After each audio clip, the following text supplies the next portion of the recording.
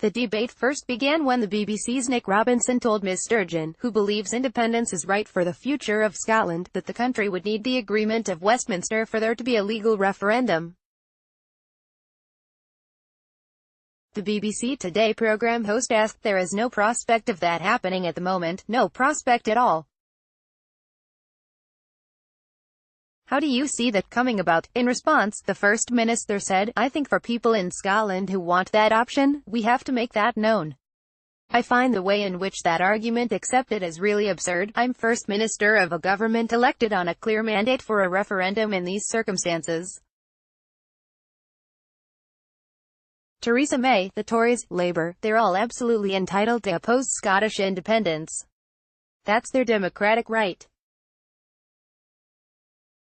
The contrast between that and the 2016 EU referendum couldn't be starker. Nicola Sturgeon, but to argue that they should go beyond that and actually stand in the way of people in Scotland having a right to choose, I think is a deeply anti-democratic argument. The BBC host fired back and said, "If Scotland had voted yes in 2014, would you be one of those saying, 'I tell you what we must do is have another referendum within a couple of years, let's just put it to the test again'? You wouldn't, would you?" Ms Sturgeon swerved to the question and replied, "No, well, Scotland in 2014 voted on the basis of, and I know you have scrutinized this very closely at the time, we voted on the basis of a very detailed proposition, a white paper that had detail on literally every aspect of Scottish life that would be affected by the independence decision. Now, some people disagreed with that and voted no. Others agreed and voted yes. But there was a detailed proposition." Brexit news, Sturgeon said it would be. Image, BBC ITV. The contrast between that and the 2016 EU referendum couldn't be starker. All there was in the latter when there was a slogan lying on the side of the bus.